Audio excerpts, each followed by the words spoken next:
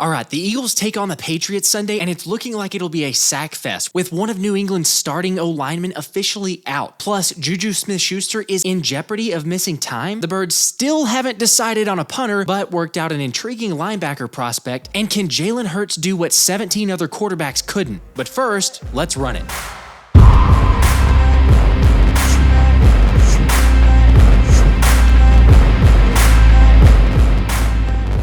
What's up, guys? The first official game week practice begins tomorrow, where we should get a glimpse at what the official roster is going to be, and whether or not we're going to have a punter or maybe someone else, because as was reported yesterday, the Eagles worked out punter Braden Mann, as well as linebacker Brandon Smith, which, if you recall, that brings the list of punters who've worked out up to 4, in former Penn State punter Blake Gillikin, Pat O'Donnell, who was most recently with Green Bay, and Colby Wadman, who got dumped by the Washington Commanders. I feel like between those, my option, as I've mentioned a couple different times now, would be to sign Gillikin, although I wouldn't be too upset if you went with Braden Mann, or really anyone in this situation, which is crazy we're still having this conversation. But as some reports have suggested, we should get an answer by tomorrow, Wednesday, and if there's no new punter signed, then guess what? It's worst case scenario, rolling with Sipos, baby. The other guy that I mentioned is Brandon Smith, the linebacker out of, yes, I think we all remember, Penn State, who was a 5-star recruit when he joined the Nittany Lions, so how he's bringing in the 22-year-old to see if he's worth adding to the squad, which, okay, yeah, I'm not totally against, because it's always a good thing when you can add some depth with good potential.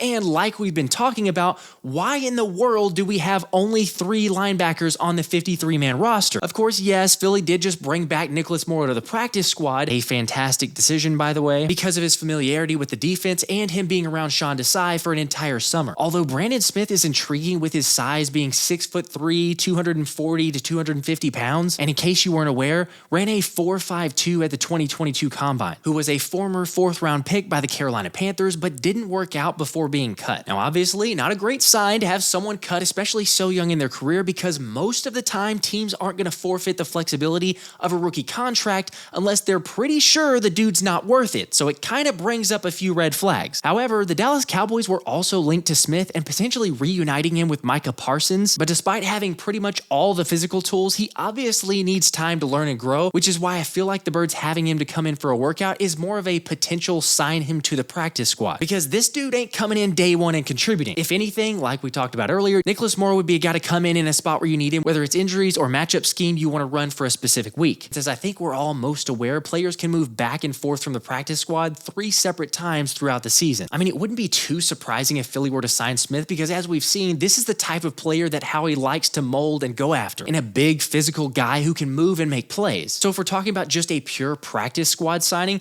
I'd love the idea to give Smith a shot, because as we know, you can't teach athleticism, but curious to know what you guys think, and who in the heck is going to end up being the punter. Hopefully it's an unfamiliar face, although we have several familiar faces in the official team captains after the Eagles announced it'll be Jalen Hurts, Big Play Slay, Jake Elliott, Devontae Smith, which is really cool to see the Slim Reaper get a captain spot, but come on, we know Smitty's about to take it to a whole other level this year. A.J. Brown was also a first-time captain, and then you have Jason Kelsey, Lane Johnson, Fletcher Cox, and Brandon Graham, with BG entering his 14th NFL season and is undoubtedly one of the absolute legends in Philly's history.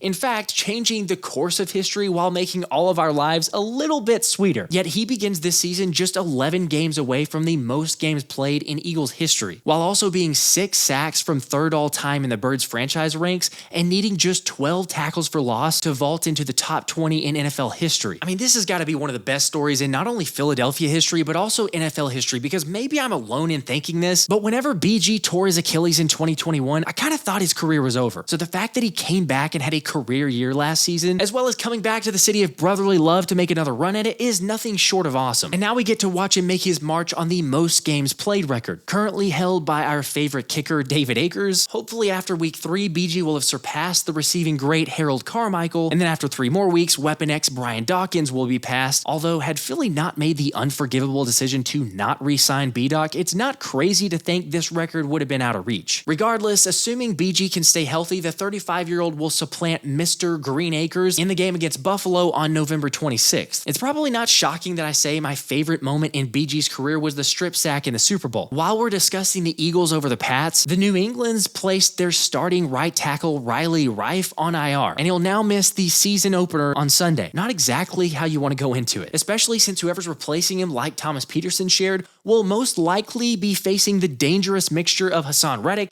Josh Sweat, Brandon Graham, and or rookie Nolan Smith. Just want to tell you both good luck. We're all counting on you. Yeah, good luck to Calvin Anderson, who appears to be the lucky contestant to fill in for Reiff and has been relatively serviceable, but dude's gonna need help. Let's just say it won't be fun for them, but probably will be for us. Although remember, this has been a constant theme for the Pats throughout camp, dealing with injuries, illnesses, and inconsistency along the offensive line, leading to Belichick keeping an NFL most 11 offensive linemen on the 53-man roster. And quarterback Mac Jones has taken some big hits this preseason, so seeing Sackadelphia for the opener can't exactly calm the nerves. I mean, it's just a matchup nightmare for them, which is why for the life of me, I can't quite fathom why the Eagles are only favored by 3.5 against Belichick. Perhaps it's the fact that Belichick was spying over the summer with a drone at Eagles camp? Let me clarify for those that may not get the sarcasm, that was a drone used by the Birds social team. But sure, it's hard to win in this league, plus it's Tom Brady Day, and then there's the idea of a Super Bowl hangover, which is why All-Pro Paved the Lane isn't discrediting New England, saying they have a great defense, they've had some guys there for a number of years, so they've been pretty consistent with what they do. Run a multitude of different fronts. They kind of build a wall with their fronts, try to build a bear or some way to stop the run, and they're pretty efficient at it. Overall, a lot of good pass rushers, so it's gonna be a challenge. All right, yeah, the Belichick defense is no joke, so not exactly uncertainty there. However, Pats receiver Juju Smith-Schuster, who I'm sure we're all looking forward to the matchup between he and James Bradberry after his antics following the Chiefs winning the Super Bowl and JSS rubbing it in on Valentine's Day, but he may not even play a full game, with NFL insider Albert Breer saying Juju's knee is a mess and it could explode at any point, so you almost have to keep an extra receiver because of that. I mean, that's probably slightly exaggerated or just completely wrong, with the 26-year-old firing back that he doesn't think his knee is a ticking time bomb. As Smith-Schuster said, if anything, it's something that's getting stronger every day. All right, yet I don't think it's a secret that Schuster's dealt with knee injuries since 2019. However, I'd never wish injuries on anyone.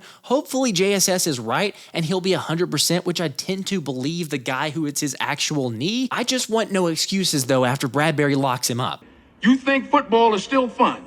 Not after week 1 it won't be, but I do think it'll be a close game with a line like I already mentioned. Maybe I'm wrong. One guy I hope is right is Peter King after the NFL analyst predicted Philly will win the Super Bowl and Jalen Hurts will win the MVP award. Because according to King, there's not a clear weakness on the Eagles, possibly corner depth. Okay, let me just jump in and say, Pete, you're crazy if you don't think we have depth at corner. Sure, we hope that Slay and Bradberry stay healthy, but I'm excited about the youth on the spot. Back to his comments though, the offensive line is top 3 in the league, defensive front 7 depth is unrivaled, and the quarterback is about to take his place with Mahomes and Joe Burrow at the very top of the quarterback pantheon. There's no reason why Jalen Hurts doesn't pick up where he left off in the postseason, averaging 34.7 points per game in 3 starts, 8 touchdowns produced, 1 turnover, and going shot for shot with Mahomes in the Super Bowl. I have a Philly-Dallas NFC title game, which would be epic. Could you imagine? Well, no, because has Dak ever gotten out of a divisional round? Or I guess Trey Lance could make it happen. Either way, King had Philly winning and then beating the Buffalo Bills in the Super Bowl, so sign me up for that. However, history isn't on Hurts' side since the last 17 quarterbacks to lose in their Super Bowl debut haven't made it back for a second time in their careers, let alone even win one. Okay, but Jalen's breed of one, and I think we're all aware he's had a share of experiences throughout college and his NFL career so far to where he's ready to get a championship. I've got full faith in Jalen, yet I know some people believe in curses or jinxes or whatever.